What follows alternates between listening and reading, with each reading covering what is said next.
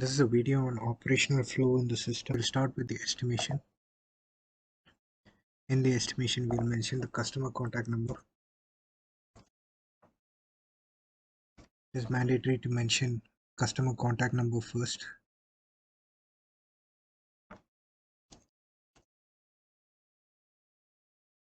We will mention the customer name.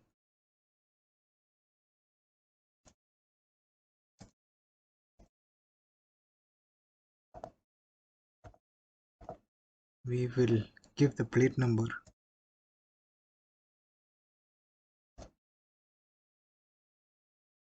We will give the Emirates. We will give the VIN number if we have it.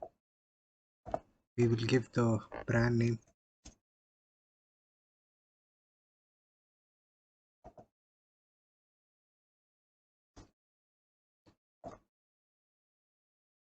Leave this vehicle type in select. Give the kilometers in. We will give 0 if we don't have the kilometers. Set the customer approval to waiting. And then give the job description.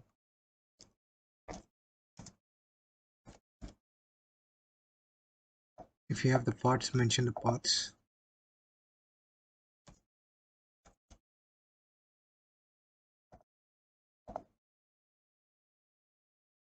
Should you have the labor charges done, mention the labor charges.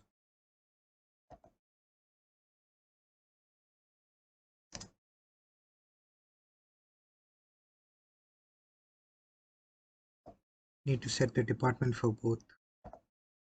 If this is an oil job, oil service, set the technician and then save and print the estimation.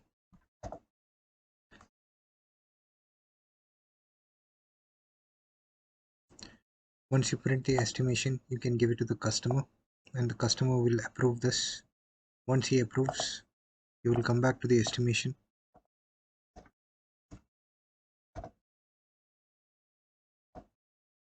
You can set the approval as yes. Update the estimation.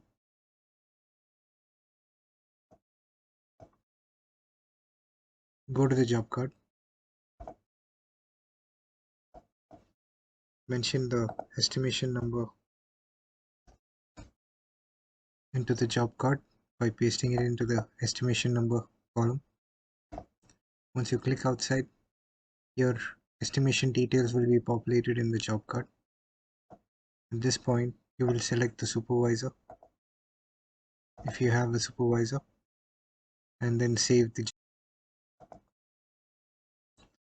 Once you save the job card, you have your job card here. You can issue the parts for this job card. Click on issue spare parts. You will find the job card 84 here. Job card 84. Ajaz Hamza. Now assign the spare. Once you assign, click issued in the status. If you have any remarks, you can mention it over here and then issue the spares. Once you issue the spare, your stock will be reduced from your inventory. Go to the job card again. Go back to your job card. Click on invoice.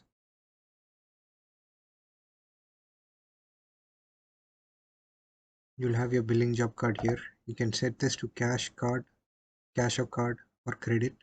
Should you set cash or card, you will have to mention the paid amount here. If you follow a receipt voucher system, you can click on the credit option over here. Give the due date if you have a due date and mention it 0.00 here and then save. Once you save, you can print your invoice and give it to the customer. Once you're done with the invoice, click on receipt voucher. It will set your invoice details over here and your customer details here automatically. Click on the account name. Select the, if you have a bank type, you can select the bank type over here and select the bank account. For now, we are making a cash payment. So once we make the cash payment of the customer, we can select the account ledger, and below your received amount is set. Copy the bill number, put it in remarks, and save the receipt. Once you save the receipt, you have a copy of the receipt which you can give to the customer. This is a complete step to follow for operations in the system.